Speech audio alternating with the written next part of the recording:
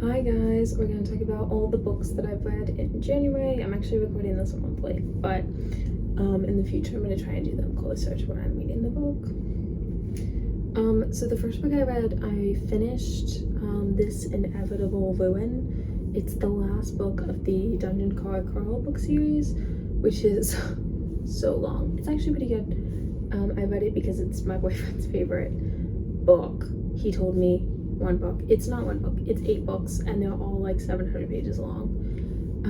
They're good. I finished them all. They're worth reading, but just know that if someone tells you, oh, you should read my favorite book, you should look up if it's part of a series or not, because this took me forever to read.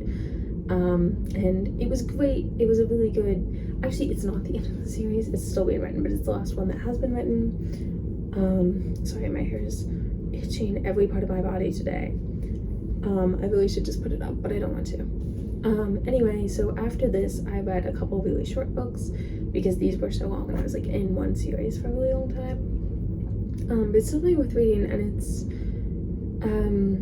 it's like a gamer boy book with a talking cat, kind of an end of the world kind of series. It's worth checking out.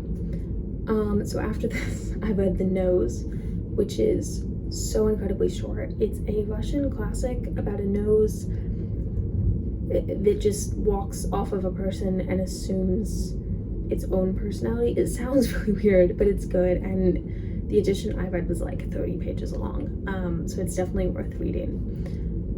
But it took me longer than I thought to read because I had to read things over and over again because it's just insane. Like, the storyline is kind of hard to follow. The next one I read was also pretty short. I think this one I read on an audiobook, which I get through Libby, formerly known as Overdrive. It's really nice, and you don't have to pay for books. And this one was just about celebrating life. It was really good, and it was someone kind of dictating the end of their life and all the things they got to do in it.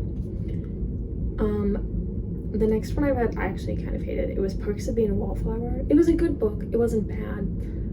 It wasn't really my thing. I only really finished it because it was short. It's written in like a letter style, and it's kind of about growing up.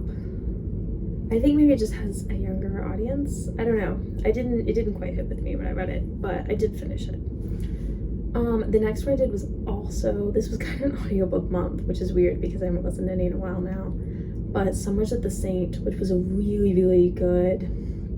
It was kind of murder mystery, kind of romance, but it wasn't spicy. It wasn't like gory murder. Like, neither one was the main plot. It's about a woman whose husband had died, and his family has this like resort at the beach, and she's trying to hold it together and pull all this stuff, and it's she's trying to hire workers, and her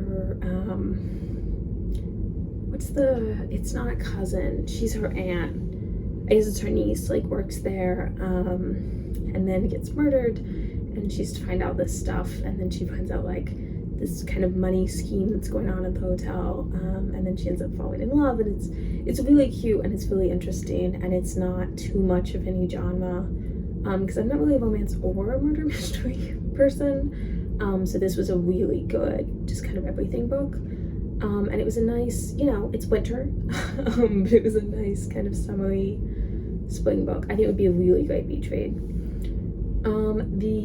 I also read on audiobook The Last Quintista. Don't come at me if I'm not saying that right. I'm borderline failing Spanish, but it was a really good book. Also about the end of the world, and it's this idea that like the world's ending and they have to get on these ships, and this company, this magical company that's so great, is gonna like knock them out, basically, so that they can wake up in like 400 years and rebuild the future.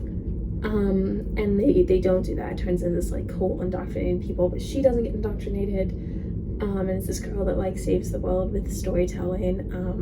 It's really good, and it's a really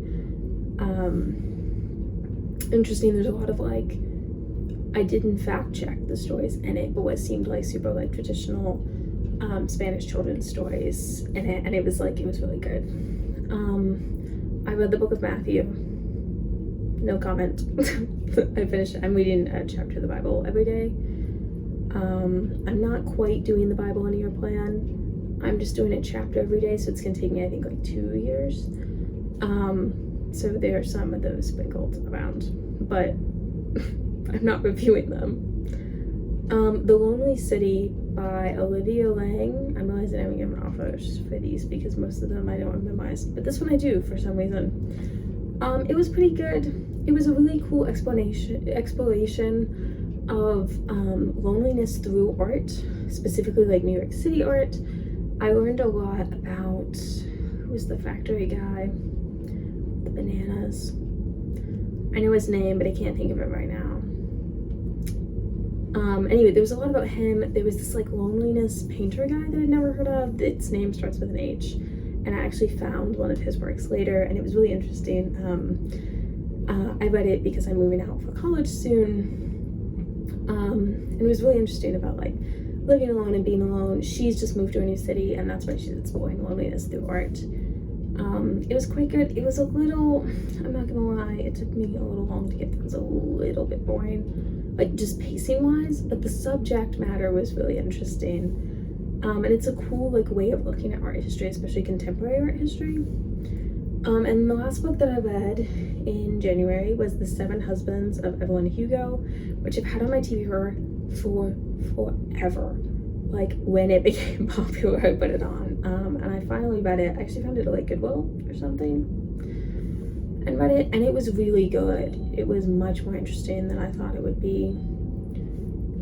So yeah, that's what I read. I'll let you guys know what I read hopefully every month for the rest of the year. Bye.